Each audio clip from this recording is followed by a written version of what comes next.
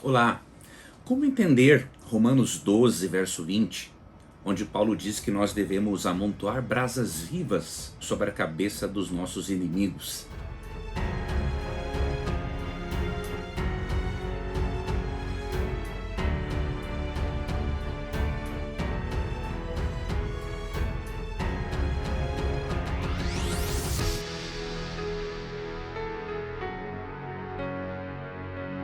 Vem aí a Masterclass de Interpretação Bíblica, a Bíblia fácil de entender.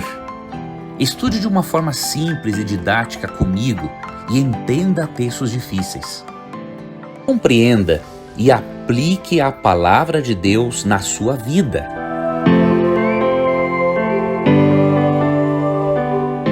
Inscreva-se agora. Vou ler o texto na Nova Almeida Atualizada e vamos fazer aqui uma breve análise. Mas eu também vou deixar para você um artigo, um post de algumas páginas para que você possa se aprofundar ainda mais na compreensão desse texto, que é de grande importância, porque a compreensão correta desse texto vai nos ensinar, obviamente, a tratarmos os inimigos da forma correta. Ok? Então vamos ler Romanos 12, 20 e fazer esta breve análise. Paulo escreveu o seguinte: façam o contrário. Se o seu inimigo tiver fome, dê-lhe de comer. Se tiver sede, dê-lhe de beber. Porque fazendo isto, você amontoará brasas vivas sobre a cabeça dele. Bom, primeiro, para nós compreendermos esse texto bíblico e outros textos bíblicos, nós temos que dar pelo menos 3 passos. E, por segurança, um 4º passo. Primeiro, temos que analisar o contexto específico ou imediato de Romanos 12, verso 20. Segundo, temos que analisar o contexto geral das Escrituras para vermos o que as Escrituras ensinam sobre vingança, sobre a forma de tratar um inimigo. Terceiro, devemos analisar e vermos se há um texto no Antigo Testamento paralelo a este, ou seja, analisarmos se Paulo está citando ou não outro texto bíblico.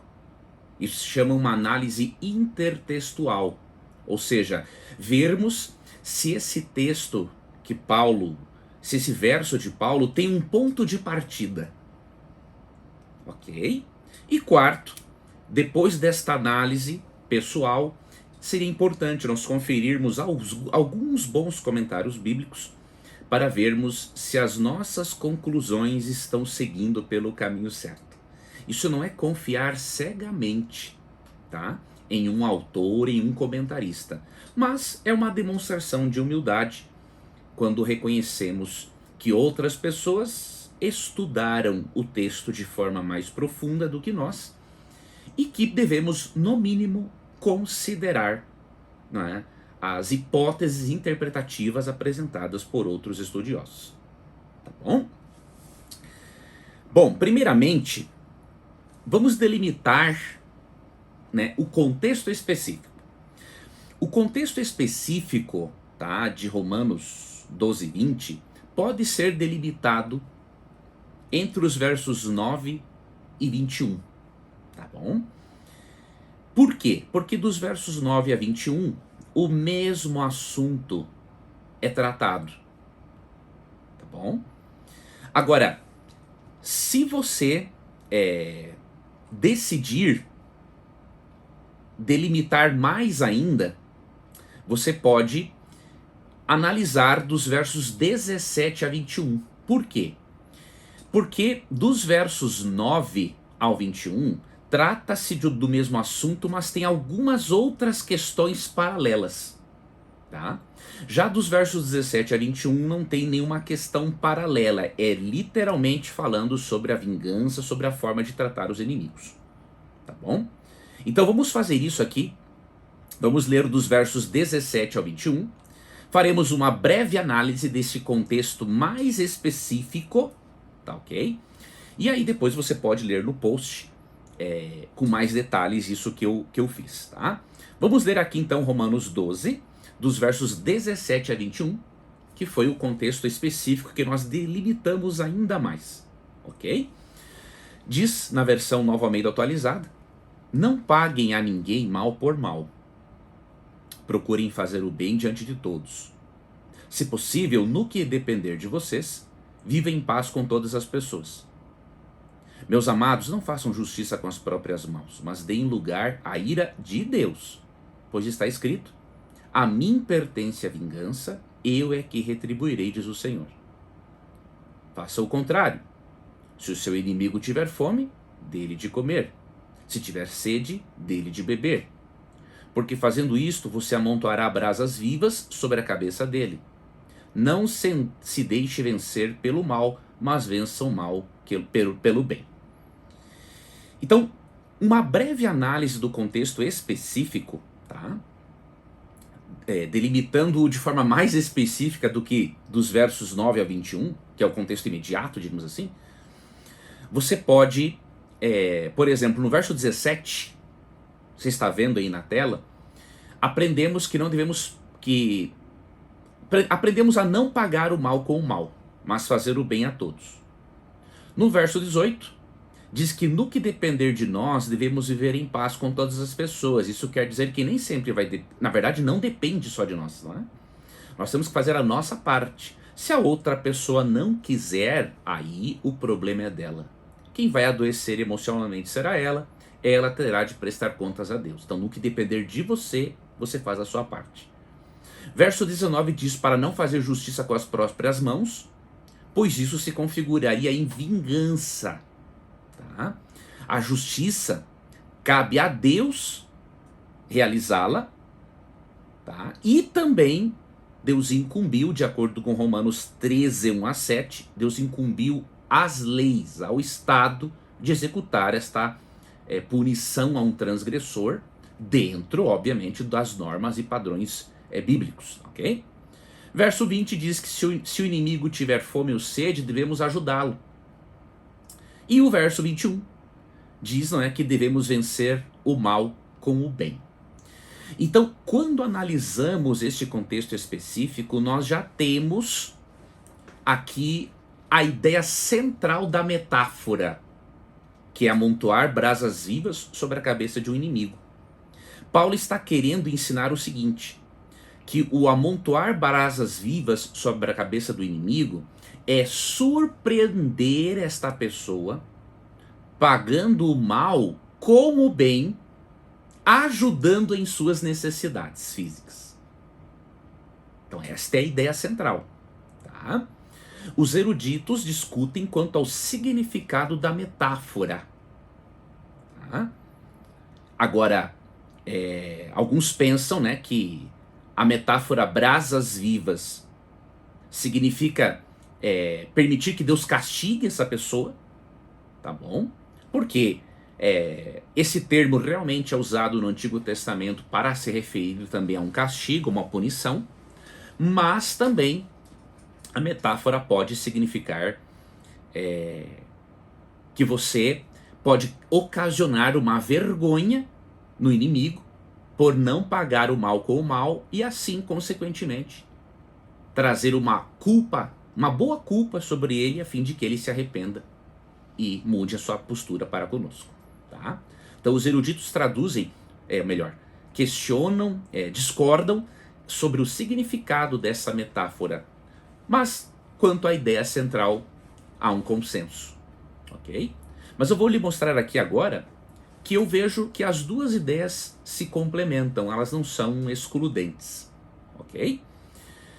Bom, fazendo uma análise intertextual, ou seja, vendo se Paulo realmente teve um ponto de partida para esta afirmação em Romanos 12 e 20, nós vemos que sim, ele teve um ponto de partida. O ponto de partida foi Provérbios 25, 21 a 22. Por que é importante essa análise intertextual, ou seja, vermos se há um texto que serviu de ponto de partida para Paulo dizer isso? É fundamental, porque quando analisamos a intertextualidade de um texto, nós vamos até o verso original, né? Para vermos o que o autor original, bíblico neste caso, disse sobre aquele assunto. E aí ali nós temos o ponto de partida para a compreensão, não é? Então, para compreendermos o que Paulo disse em Romanos 12:20, temos que fazer análise intertextual, ou seja, vermos o que Salomão disse neste versículo citado por Paulo em Provérbios 25, 21 e 22. Vamos ler? Diz assim o texto: se o seu inimigo tiver fome, dá-lhe de comer. Se tiver sede, dê-lhe de beber. Porque assim você amontoará brasas vivas sobre a cabeça dele, e o Senhor recompensará você. Como eu disse para você antes, né? Os eruditos têm opiniões diferentes sobre o significado da metáfora, tá? Mas a ideia central é aceita por todos. Ou seja, o texto bíblico, tanto em Romanos 12:20 quanto no texto que serviu de ponto de partida para Paulo, que é Provérbios 25, 21 e 22, ensina a não pagarmos o mal com o mal. Então essa é a ideia central aceita por todos. Agora, o significado da metáfora é discutido. Só para recordar, a metáfora é uma figura de linguagem, né, que assim como outras, ela tem o objetivo de acrescentar cor e vida ao texto, tá? E neste caso, a metáfora é uma comparação em que uma palavra imita o significado de outra, né? Então o termo brasas vivas, de forma literal, se referem a brasas, né, que podem queimar uma pessoa e causar dor nela, ok? Só que, por ser uma metáfora, esse termo está apenas imitando o significado original do termo, mas não significa necessariamente que ele quer dar aquele significado literal, por isso é uma metáfora, tá? Quer ver um exemplo de metáfora? Em Isaías capítulo 40, verso 6. Tem muitos exemplos disso na Bíblia, né? Mas Isaías 46, por exemplo, diz: toda a carne é erva, ou seja, todo ser humano é erva. A Bíblia não está dizendo que o ser humano é erva, mas está comparando. Por quê? Assim como a erva é passageira, dura pouco, assim é a nossa vida em relação à eternidade que Deus planejou para nós. E isso está de acordo com o próprio contexto, porque ali em Isaías 40, verso 8, diz assim: seca-se a erva e cai a sua flor, mas a palavra de nosso Deus permanece para sempre. Então, quando a Bíblia diz que toda a carne é erva, ela está dizendo que o ser humano tem uma vida breve, em comparação com a eternidade que Deus planejou para o ser humano. Assim, ao contrário da palavra de Deus. Enquanto que o ser humano tem uma vida breve, a palavra de Deus permanece para sempre. Então isso é uma linguagem metafórica que tem como objetivo comparar, né, um termo no seu significado original com a ideia atual do autor, né, para poder dar cor, dar vida ao texto e facilitar a compreensão, tá? Então, nós percebemos que tanto em Romanos 12:20 quanto em Provérbios 25, 21 e 22, a ideia geral é a mesma, a ideia central: não pagar o mal com o mal. Agora, por que eu não vejo que ambas as interpretações, né, dos eruditos bíblicos se contradiz? Pelo seguinte, realmente, amontoar brasas vivas pode ter um significado tanto no sentido de trazer arrependimento ao indivíduo, né, pela vergonha em ele ver que você pagou o mal que ele fez com bem, mas também pode significar a punição, né, que Deus vai dar para esse camarada no juízo final se ele não se arrepender. Por que eu vejo as duas ideias como complementares? Pelo seguinte: o propósito central de Paulo e também de Salomão, em Provérbios, é ensinar-nos a não pagar o mal com o mal. E quando Paulo diz, e também Salomão diz, para dar de beber e de comer a um inimigo, isso não pode significar que nós devemos causar dor em alguém para satisfazer a nossa vontade de vingança. Por quê? Porque há o conselho de dar alimento e de dar água. Isso não causa dor, né? Isso causa gratidão e pode levar a pessoa, estou dizendo que pode, não estou dizendo que vai acontecer, porque como diz Romanos 12:17, né, depende também da pessoa, tá, ok? Mas pode levar a pessoa ao arrependimento. Então amontoar brasas vivas sobre a cabeça seria pagar o mal com o bem, gerar uma boa culpa na pessoa, que é a culpa de 2 Coríntios 7, 9 e 10, que leva ao arrependimento e não ao tormento, não à dor, ok? E como consequência, a pessoa poderia mudar a sua postura para conosco. E se essa pessoa não aceitar um pedido de perdão, um pedido de desculpas, e não mudar a sua postura para conosco, aí Deus vai amontoar brasas vivas sobre ela no sentido de puni-la no juízo final. Então eu não vejo como excludentes essas duas principais formas de compreender esta metáfora, tá? Eu vejo como complementares. Agora, é muito importante você ter em mente uma coisa aqui. Nós corremos o risco, se não tivermos humildade, de pensarmos que o apóstolo Paulo poderia estar dando um significado diferente ao que Salomão pretendeu, e deste modo nós poderíamos nos sentirmos livres para dizermos o que Paulo poderia estar dizendo ou não. Nós temos que ter cuidado com isso. Primeiro, um autor, um profeta bíblico nunca contradiz o outro, tá? O que pode acontecer é que, pelo fato de a revelação ser progressiva, um profeta bíblico pode complementar o que outro pensa, mas não contradizer. Por dois motivos. Primeiro, porque o Espírito Santo inspirou tanto um profeta do Antigo Testamento quanto do Novo. E se o Espírito Santo está no processo de inspiração, como diz 2 Pedro 1, 19 e 21, e ele é Deus e ele não erra, é óbvio que ele não vai ensinar de forma contraditória ou inspirar de forma contraditória aos profetas. Tá? Então esse é o primeiro ponto. Segundo ponto, Isaías 8, 19 e 20 diz que se alguém fala não de acordo com a lei e o testemunho, ou seja, se alguém fala algo não de acordo com a revelação anterior, essa pessoa não é iluminada por Deus. Tá bom?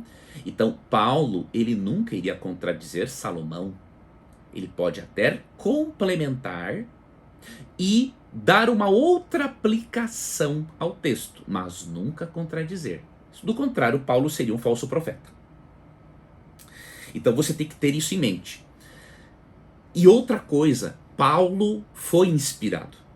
Então ele sim poderia dar uma nova aplicação ao texto. Você e eu não podemos. Porque nós não somos inspirados, nós somos iluminados pelo Espírito Santo. São dois conceitos bem diferentes. Se você estudar o conceito de inspiração e iluminação, você vai aprender o seguinte, que o profeta, além de iluminado, ele é inspirado, ou seja, ele é o seu pensamento é guiado por Deus. Ok? E ele recebe de Deus revelação por meio de sonhos ou visões. Agora, um cristão que não é um profeta, ele é iluminado. Ele tem ajuda para entender o que o profeta inspirado disse. Tá? Então pense, Paulo, ele tem autorização não de contradizer Salomão, mas de dar uma aplicação a mais ao texto, porque a revelação é progressiva e porque ele é profeta. Você e eu não temos essa autorização. Tá? Quem acha-se no direito de dizer, Paulo tem que dizer isso e não pode dizer isso, a pessoa não demonstra humildade. É até uma arrogância. Um cristão que tem a iluminação querer dar a ideia, ditar a forma como Paulo deveria ter ensinado aquilo, sendo que Paulo era inspirado e nós não somos inspirados, tá? Vamos aqui dar o terceiro passo, estamos indo para o final, que é a análise do contexto geral das Escrituras, tá? Até agora nós fizemos que nós fizemos? Delimitamos o contexto específico, tá? Que pode ser dos versos 9 a 21, mas nós resolvemos delimitar ainda mais analisando agora o contexto imediato, que é dos versos 17 a 21.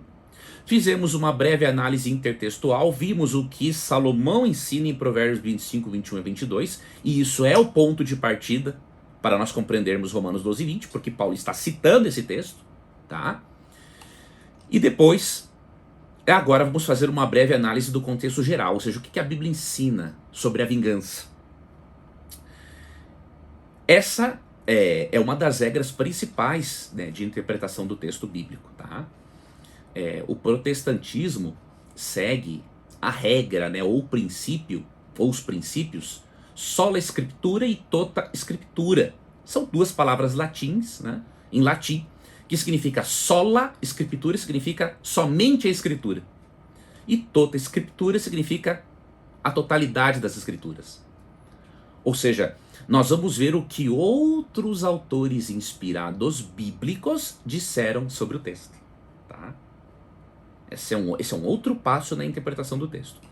E tanto no Antigo quanto no Novo Testamento nós encontramos coisas muito importantes. Quer ver? Vou aqui pegar alguns textos apenas do Antigo Testamento, alguns do Novo, e aí vamos fazer esta análise do contexto geral das Escrituras sobre esse assunto. Primeiro texto, Levítico 19, 18, eu vou ler aqui na Nova Almeida atualizada, né, que diz assim: não procure vingança, nem guarde ira contra os filhos do seu povo, mas ame o seu próximo como você ama a si mesmo, eu sou o Senhor. Então veja, esse é um ensino desde o Antigo Testamento. Não é uma novidade, tá? De que o ser humano não deve procurar a vingança. Ela pertence a Deus e às autoridades, né, como lemos em Romanos 13, 1 a 7. Outro texto, Provérbios 24, 29, né? Não diga, vou fazer com ele o mesmo que ele fez comigo. Pagarei a cada um segundo as suas obras. Então veja, é consenso bíblico de que não devemos fazer vingança com as próprias mãos. Tá? Já no Novo Testamento, olha que interessante. Em Marcos 12, 31, Cristo está citando Levítico 19 e 18. Você percebe? Cristo não está contradizendo o profeta anterior. Ele está em conformidade e ampliando o conceito. O segundo grande mandamento é: ame o seu próximo como você ama a si mesmo. Não há outro mandamento maior do que estes, que é o primeiro e o segundo grande mandamento. Cristo cita aqui Levítico 19 e 18. Tá? Você pode ler também Mateus 5, 44. E depois Hebreus 10, 30 e 31. Pois conhecemos aquele que disse: a mim pertence a vingança, eu retribuirei. E outra vez, o Senhor julgará o seu povo. Então, o que o contexto geral das Escrituras nos mostra sobre a vingança, né, sobre o pagar o mal com o bem? O ensino é uniforme, tanto no Antigo quanto no Novo Testamento. Ou seja, amar os inimigos na Bíblia é fazer o bem para eles, mesmo que você não sinta a vontade. Leandro, isso é uma contradição? Não. Porque na Bíblia, o amor é uma pessoa e é um princípio, não é um sentimento simplesmente. 1 João 4, 8 e 16 diz que Deus é amor. Ou seja, o amor é um ser divino, é Deus. E como sendo que o amor se constitui na própria essência de Deus, ele é um princípio. E você obedece princípios mesmo sem vontade. Então é natural você e eu termos raiva de um inimigo e não termos vontade de termos uma relação mais próxima com ele. E em certos casos, um afastamento saudável é importante para você preservar a sua integridade emocional e a sua integridade física. Agora, isso não significa que se um inimigo precisar de comida ou de roupa, ou até um filho dessa pessoa, ou um parente, que nós não vamos ajudar. Mesmo sem vontade, nós acabamos obedecendo princípios, porque a nossa natureza é pecaminosa. Não é? Então, amar o inimigo não é você morrer de amores por ele. na Bíblia. Na Bíblia, se você ler Mateus 5, 43 a 48, é exatamente isso que Jesus ensina. Assim como Deus faz descer o sol e a chuva sobre maus e bons, você deve fazer o bem para todos. Então, amar o inimigo é você não fazer o mal para ele. Isso é o que a Bíblia ensina. Não é sentir por um inimigo aquilo que você sente por um amigo. Isso não existe. Isso é fora da casinha. Então as pessoas não interpretam o texto bíblico corretamente. Tá? Então o contexto geral das escrituras é uniforme. Amar o inimigo é você fazer o bem para ele. E como consequência, essa pessoa pode ficar mais dura ainda. Ou ela pode sentir vergonha do que ela fez, se arrepender e quem sabe até se tornar seu amigo. E como diz tanto o comentário bíblico adventista como o comentário de F.F. Bruce, publicado pela editora Vida Nova, não é? Melhor forma de você resolver um problema de inimizade, né, é fazer com que aquela pessoa seja sua amiga. Fazer com que a pessoa seja sua amiga. Óbvio, depende também dela. Não depende só de nós, como diz Romanos 12, 17. Tá bom? E 1 Coríntios 13 mostra, né, que o amor é mais do que um sentimento. Além de ser Deus, é um princípio. Tá ok? E além disso, para você ver que o ensino bíblico é uniforme, tanto no Antigo quanto no Novo Testamento, tá? A Bíblia ensina que não é pecado ficar irado. Por exemplo, em Efésios 4, 26 e 27, Paulo diz: irai-vos e não pequeis. Então, a ira é um sentimento válido. Afinal, se eu não sinto ira, como que eu vou saber que a minha integridade física ou psicológica foi invadida, foi ferida, né? Agora, o texto mesmo diz, irai-vos e não pequeis. Ou seja, é possível irar e não pecar. Como? Verso 27 de Efésios 4. Não se ponha o sol sobre a vossa ira, não deis lugar ao diabo. Então, quando que a ira se torna pecaminosa? Quando você não a resolve na hora e fica alimentando-a. Deixar o sol se pôr sobre a ira é você não resolver no mesmo dia. É você ir alimentando, até que você pode dar lugar ao diabo e fazer vingança com as próprias mãos e prejudicar a sua vida por causa disso. Então não é errado você ficar com raiva do que um inimigo fez para você. Óbvio. O erro é você não administrar a ira da forma correta. Né? Use a energia da ira para resolver o problema, mas não para fazer vingança com as próprias mãos. É isso que a Bíblia ensina. Então é possível se irar e não pecar. E deixar a punição com Deus e para com as autoridades. Tá bom? Isso é o que está em Romanos 13, 1 a 7. Você pode ler no artigo que eu estou disponibilizando o que dizem alguns comentários sobre esta metáfora, né, de colocar brasas vivas sobre a cabeça. Esse é um quarto passo na interpretação. Vamos usar bons comentários para vermos se a nossa interpretação não está, digamos assim, indo longe demais. Como eu disse anteriormente, não é confiar cegamente num comentarista, mas é reconhecer que pessoas estudaram o texto mais profundamente que nós e que devemos pelo menos considerar a hipótese apresentada pela outra pessoa. E aí, se vamos concordar ou não, isso é outra história. Então, você pode ir aqui na descrição do vídeo, acessar este link, tá? Desse artigo, ler esses comentários e entender, né, que Paulo em Romanos 12, 20 e Salomão em Provérbios 25, 21 e 22 ensinam basicamente que não devemos pagar o mal com o mal. E que ambas as interpretações dos eruditos são complementares. Ou seja, devemos amontoar brasas vivas sobre a cabeça de um inimigo, fazendo bem para ele, para que ele se sinta culpado pelo que fez e se arrependa. E se essa pessoa não se arrepender, Deus vai amontoar brasas vivas sobre ela no dia do juízo, no sentido de castigá-la, no sentido de puni-la. Tá? Então leia o artigo para você ter uma visão mais ampla, que está aqui na descrição do vídeo. E eu convido você também a aproveitar essa oportunidade e se inscrever na primeira Masterclass de Interpretação Bíblica que eu vou realizar neste mês. Então é muito importante que você preencha os seus dados para não perder esta baita aula em que nós vamos aprender várias regras de interpretação bíblica. E pode ser que você esteja se perguntando uma coisa: o que dizer se a Bíblia é uniforme sobre o ensino a respeito da vingança, ou seja, de que não devemos pagar o mal com o mal? Por que Davi diz em alguns salmos, por exemplo, que ele desejava que os filhos de ímpios fossem mortos? Será que isso não é uma contradição? Vou lhe mostrar que não é. Vamos entender esse tipo de salmo chamado de salmo imprecatório.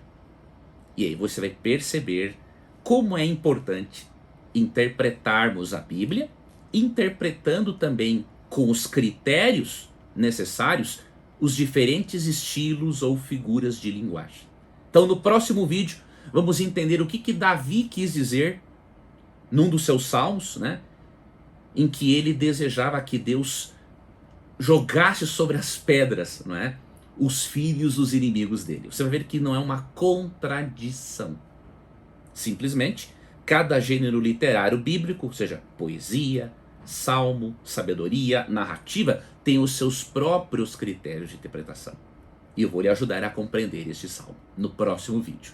Que Deus te abençoe, um grande abraço e até logo mais. Vem aí a Masterclass de Interpretação Bíblica. A Bíblia fácil de entender. Estude de uma forma simples e didática comigo e entenda textos difíceis. Compreenda e aplique a palavra de Deus na sua vida.